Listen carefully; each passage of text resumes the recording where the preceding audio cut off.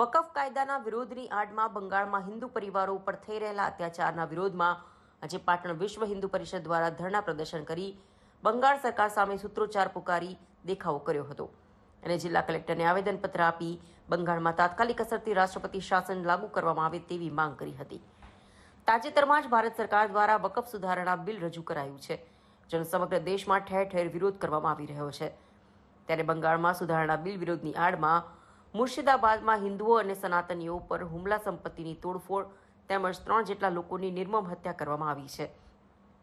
જેના પગલે 500થી વધુ હિન્દુ પરિવારો મુર્શિદાબાદ છોડીને અન્ય સ્થળે જવા મજબૂર બન્યા છે। ત્યારે આ બાબતે આજે પાટણમાં વિશ્વ હિન્દુ પરિષદ દ્વારા રેલી યોજી બંગાળ સરકાર સામે દેખાવો કર્યા હતા અને જિલ્લા કલેક્ટર કચેરીએ પહોંચી જિલ્લા કલેક્ટરને આવેદનપત્ર આપી બંગાળમાં હિન્દુઓ પર થતા અત્યાચારો બંધ કરવામાં આવે,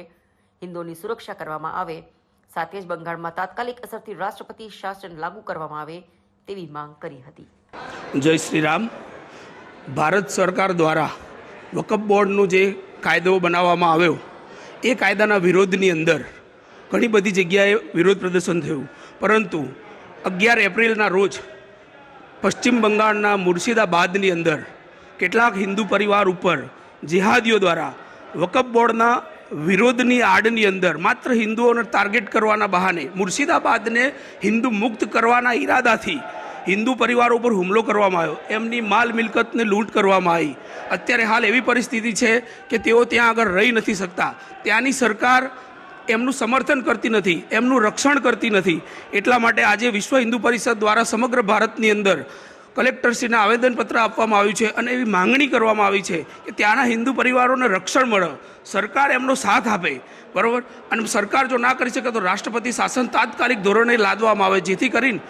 હિન્દુઓ ત્યાં આગળ સુરક્ષિત મહેસૂસ કરે, હિન્દુઓ ત્યાં આગળ રહે, એવી માંગણી સાથે આજરોજ અમે કલેક્ટર કચેરીની અંદર લગભગ હિન્દુ સંગઠનોના કાર્યકર્તાઓ એકત્રિત થઈ કલેક્ટરશ્રીને આવેદનપત્ર આપી રજૂઆત કરી છે કે આપ સરકારશ્રી સમક્ષ તાત્કાલિક ધોરણે અમારી એવી માંગ કરો કે ત્યાં આગળ જે જિહાદીઓએ જે આ કૃત્ય કર્યું છે એની તપાસ NIA દ્વારા થાય તથા રાષ્ટ્રપતિ શાસન લાદવામાં આવે તથા તાત્કાલિક ધોરણે મમતાને હટાવવામાં આવે ત્યાંથી, એવી અમારી માંગણી છે। લગભગ આજે 50 જેટલા બંગાળી પરિવારો આ રેલીની અંદર જોડાયા છે। મારું નામ જીતેન્દ્ર ઠાકોર, વિશ્વ હિન્દુ પરિષદ જિલ્લા અધ્યક્ષ।